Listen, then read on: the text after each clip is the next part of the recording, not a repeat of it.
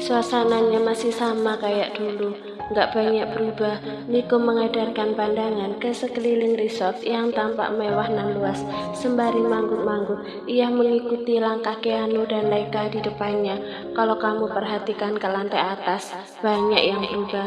Aku juga membangun lantai 3, saut Keanu dalam langkahnya masuk ke ruang utama. Good, sepertinya aku harus melakukan tur. Aku rasa begitu. Niko mempercepat langkah, menyusul Keanu dan Laika yang berjalan berdampingan, nyaris tak berjarak.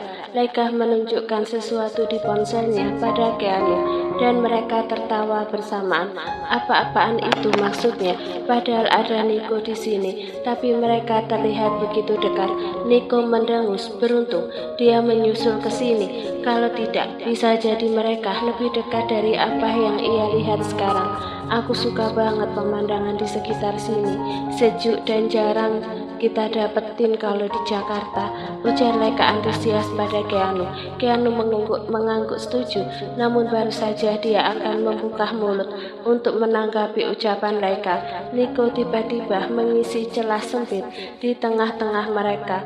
Tangan panjangnya mengingkari pundak Laika dari belakang, lantas menggeser tubuhnya menjauh dari Keanu.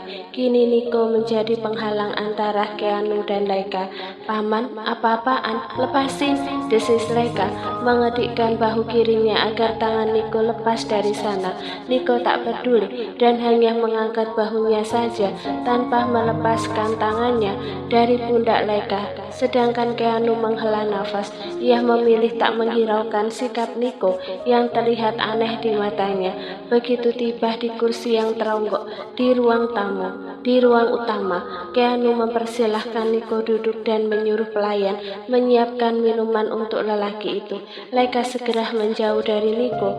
Begitu dia mendapat kesempatan, ia lantas pamit pada Keanu untuk masuk ke kamarnya karena tak mau lama-lama berada di dekat Niko yang hari ini menjadi tamu tak diundang. Istirahatlah, ucap Keanu menatap Laika. Perempuan itu mengangguk. Oke, sahutnya, kemudian bergegas pergi, menaiki tangga tanpa menoleh lagi pada pamannya yang Laika yakini saat ini pasti sedang menyaksikan kepergiannya. Semua stafku kaget karena kedatangan kamu yang tiba-tiba, Keanu berkata santai dan sempat melihat pelayannya menuangkan teh hangat untuk sahabatnya itu. Tanpa menunjukkan perasaan bersalah, Niko menyahut, sorry, tadi sudah aku bilang sama mereka kalau aku kesini bukan mau memantau mereka dan bukan sebagai atasan. Keanu mengangguk. Dan beruntungnya, setelah Niko mengatakan hal tersebut, semua bawahannya kembali ke aktivitas semula. Suasana kembali ramai dan tak terganggu dengan kehadiran presiden mereka. Keanu dan Niko menoleh secara serempak ke arah pintu belakang saat beberapa orang mulai masuk. Mereka baru selesai makan malam dan bersiap-siap istirahat. Gak ada kamar lagi yang kosong. Di sini semuanya sudah terisi. Kamu bisa sekamar sama aku kalau kamu mau, Nick, tawar Keanu beberapa saat setelah mereka mengobrol hal-hal yang tak penting. Aku masih normal, lu. Gak mungkin aku sekamar dengan kamu. Terus Keanu menatap Niko dengan tatapan penuh tanya. Atau aku bisa pindahkan salah satu stafku ke kamar yang lain. Walau Niko kadang menyebalkan, apalagi hari ini dia datang tiba-tiba, tapi Keanu tak bisa membiarkan sahabatnya itu tidur di sembarang tempat. Apalagi cuaca di daerah itu dingin. Jika malam hari, satu sudut bibir Niko terangkat sedikit. Gak perlu, aku akan mencari tempat tidur sendiri. Sementara di sisi lain, Laika mengeluarkan pakaian dan perlengkapannya dari dalam tas besar. Lantas ia masukkan ke dalam lemari yang sudah tersedia di sana. Liburan yang semula dijadwalkan 2 malam, kini jadi 3 malam berdasarkan kesepakatan dengan staf yang lain. Pakaian yang dibawa Laika pun cukup banyak. Sekali lagi, Laika mengedarkan pandangan ke seisi kamar. Ruangan itu cukup luas dengan ranjang queens dengan ranjang queen size dan lemari 3 pintu.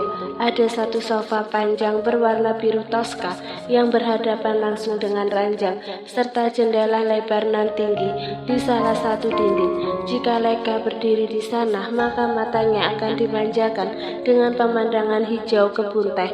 Laika mengerutkan kening. Dia melihat ada sebuah koper kecil berdiri di samping ranjang. Jelas itu bukan miliknya, dan Laika pikir kemungkinan ada salah satu staf yang pindah ke kamar ini. Ketika semua baju-bajunya sudah terlipat dengan rapi di lemari, Laika mengambil handuk dan alat mandi.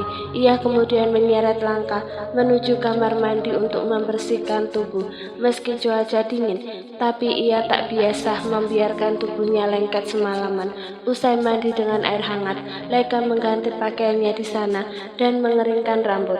Ia kemudian membuka pintu sambil bersenandung dan mengibas-ngibaskan rambutnya yang masih setengah basah. Saat itu juga Laika dikejutkan dengan kehadiran Niko yang menghadangnya di depan pintu. Mata Laika membelalak dan bola matanya nyaris keluar saking terkejut. "Pak Paman, ngapain di sini?" tanya Laika tak percaya. "Aku akan tidur di kamar ini," saut Niko santai, kemudian mengibaskan tangan supaya Laika menyingkir dari pintu. Dia mau mandi. "Siapa yang ngizinin Paman tidur di sini?" "Enggak, ini kamarku," tolak Laika memelotot tajam.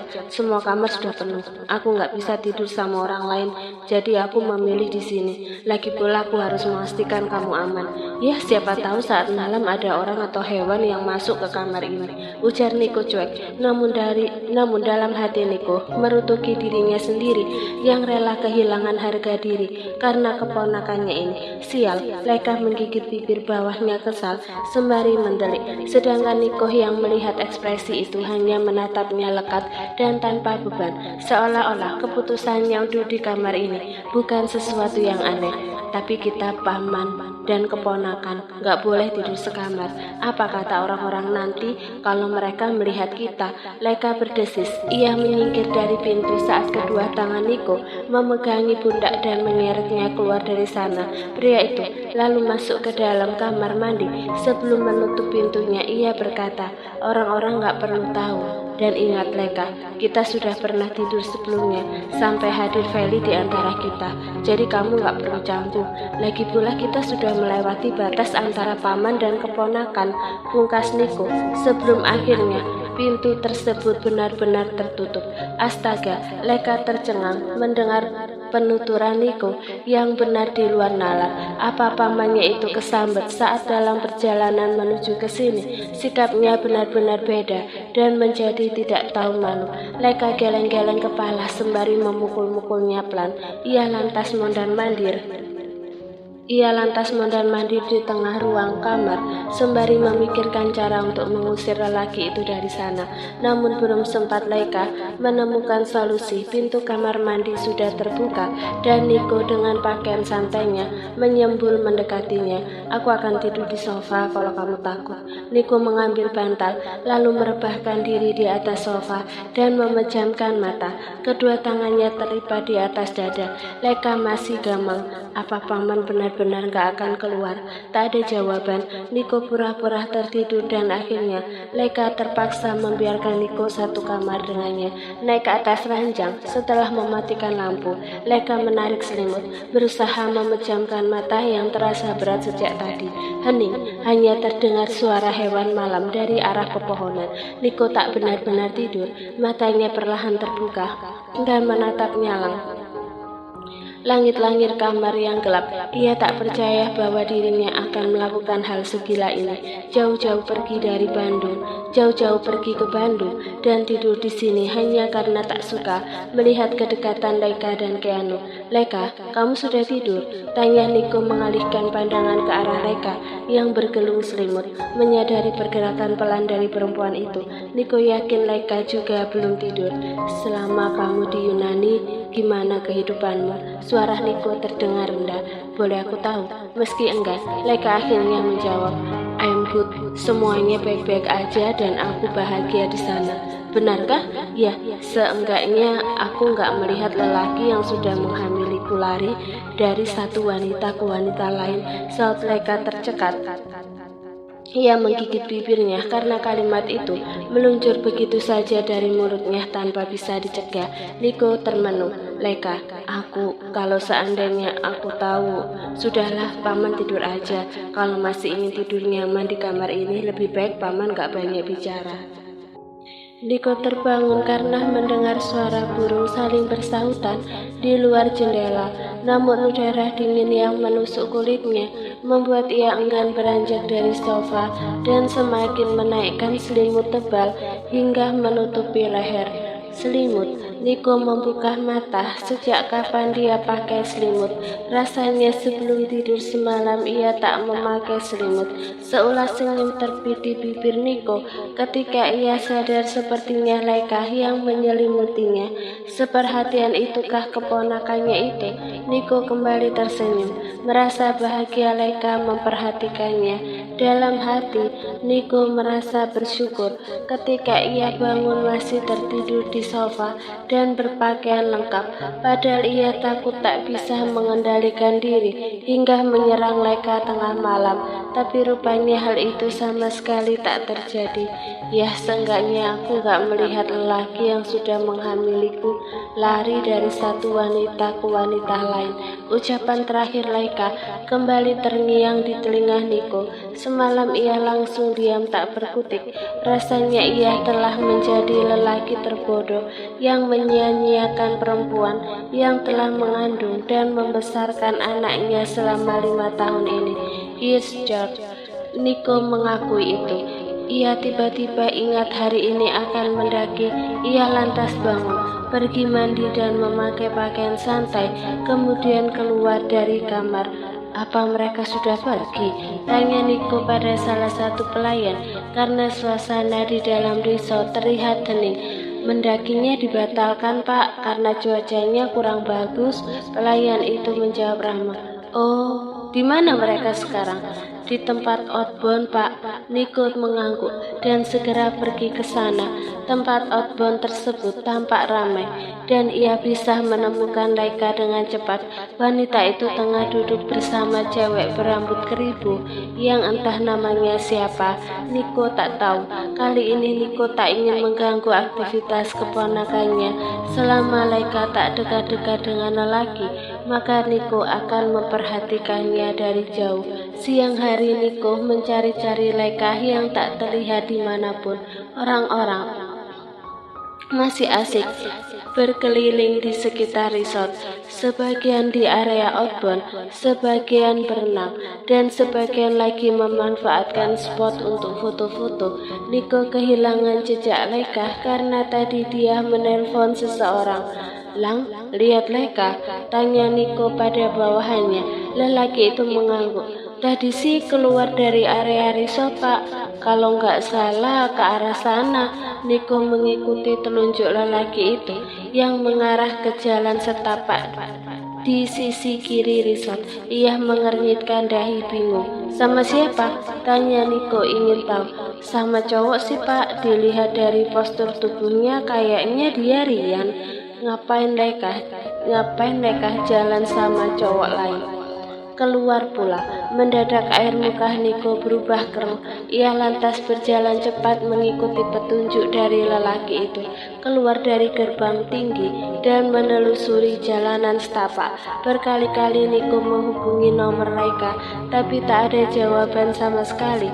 Niko menggeram sendiri saking kesal. Baru ditinggal sebentar saja, perempuan itu sudah pergi. Niko terus berjalan, mengikuti jalanan itu, namun hanya pepohonanlah yang memenuhi ruang pandangnya. Di ujung jalan ia melihat sebuah bangunan yang tampak seperti villa. Laika, teriak Niko semakin kesal.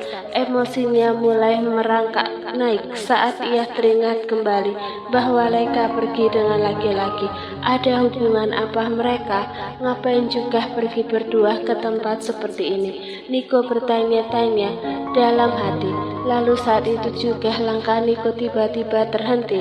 Kepalanya kini semakin mendidih ketika melihat pemandangan yang terpampang di hadapannya.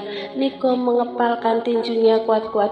Gigi-giginya bergemeratak menahan amarah yang siap meledak saat itu juga. Dari tempatnya berdiri, Niko melihat Leika tengah menunduk, sementara Rian di depannya dalam jarak yang sangat dekat melingkarkan tangannya ke punggung Leika, hingga muncul satu kesimpulan dalam benak Niko. Leika tengah bermesraan dengan Rian. "Leika!" bentak Niko dengan suara yang teramat dingin. Rian yang menyadari kehadiran Niko sontak melepaskan tangannya dari tubuh Leika lalu beringsut menjauh. Sedangkan Leika mendengar suara Niko, cepat-cepat dia berbalik. "Paman," serunya tersenyum lebar, bagai mendapat oase di tengah gersangnya gurun pasir. Matanya berbinar-binar. Leika begitu senang karena pada akhirnya ada orang yang menemukannya di sini. Di saat kepalanya tengah pusing dan seluruh tubuhnya terasa aneh, tapi detik berikutnya Leika mendadak takut dengan ekspresi kemarahan Niko yang terpancar jelas di wajahnya. Leika menjerit ketika Niko tiba-tiba menghajar Rian. Lelaki itu melayangkan beberapa pukulan keras di perut dan wajah Rian hingga tersungkur ke atas tanah. Buru-buru Leika memeluk pinggang pamannya agar menghentikan serangannya. "Paman, berhenti! Kenapa paman tiba-tiba menghajar Rian?" Suara Leika meninggi. Niko balik menatap Leika dengan tatapan tajam yang mampu membuat Leika ketakutan. Nafasnya memburu saking emosi. "Kenapa memangnya kalau aku menghajar dia?" desis Niko. "Kamu takut nggak bisa bermesraan lagi dengan dia, begitu?" Kali ini Niko berteriak hingga Leika berjengit kaget. "Bermesraan? Siapa yang bermesraan? Dia peluk-peluk kamu. Apa itu bukan bermesraan namanya?" Leika menggeleng. "Tidak, bukan seperti itu. Barusan Rian memang memeluknya, tapi Leika menolak keras. Kepalanya begitu pusing dan Rian bermaksud menenangkannya." Maaf, saya tidak bermaksud memeluk Leika." Rian terbatuk-batuk. "Diam kamu. Hari ini juga saya pecat kamu, Rian." Adik Niko lalu menarik tangan Leika pergi dari sana. Leika meringis kesakitan karena Niko mencengkram pergelangan tangannya terlalu keras. Niko menyeretnya dan terpaksa Leika menyeimbangkan langkahnya dengan langkah Niko. "Paman, lepas tangan aku, sakit!" rintih Leika, tapi Niko tak peduli. Namun anehnya kulitnya yang bersentuhan dengan kulit Niko itu membuat sekujur tubuh Leika meremang. Saat sedang berjalan, kaki Leika terkena ranting pohon yang tajam dan Leika merasakan sakit di sana. "Paman, berhenti, aku mohon, kaki aku juga sakit." "Diam!" Niko benar-benar marah dan terus menarik Leika hingga mereka tiba di dalam resort. Niko tak peduli pada orang yang melihat mereka hingga ia sampai di kamar Leika dan mengunci pintunya. Leika mengusap-usap pergelangan tangannya yang memerah saat Niko sudah melepaskannya. Kini emosinya pun terpancing karena sikap Niko yang tiba-tiba kasar padanya tanpa sebab. "Apa paman sudah gila? Kenapa menyerang Rian dan memecat dia lalu marah-marah ke aku? Salahku apa?" Leika meninggikan suaranya. Ia tak peduli akan ada yang mendengar karena kamarnya agak menjorok dan orang-orang sepertinya masih berada di tempat luar. "Mau tahu salah kamu apa?" Niko berdesis. Ia mendorong tubuh Leika hingga membentur dinding. "Salah kamu adalah karena sudah membiarkan laki-laki lain menyentuh kamu. Kamu pergi berdua dengan laki-laki itu cuma untuk bermesraan." Niko menahan tawa. "Bagus, kemarin Keanu, sekarang Rian. Besok siapa lagi, hah?" Leika mengepalkan tangannya, tak terima dengan tuduhan Niko. "Aku nggak bermesraan dengan Rian," sanggah Leika.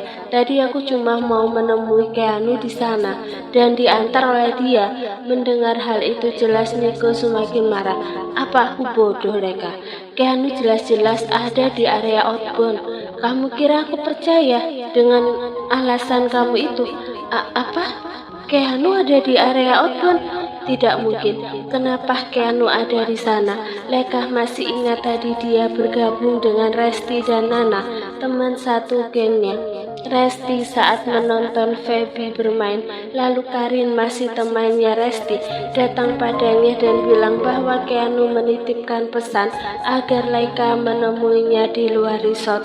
Sedangkan saat itu Laika tak melihat Keanu ada di area outbound, makanya dia percaya. Lalu ketika sedang berjalan, Laika bertemu dengan Rian yang punya tujuan sama dengannya. Jadilah mereka pergi sama-sama. Ketika tiba di tempat tadi, kepala Laika tiba-tiba pusing dan dirinya menjadi gelisah. Saat Rian mau memeluknya pun, tubuh Laika langsung meremang. Dan tak lama setelah itu Nico datang, bilang padaku, "Apa hubunganmu dengan Rian? Sudah berapa lama kalian berhubungan?"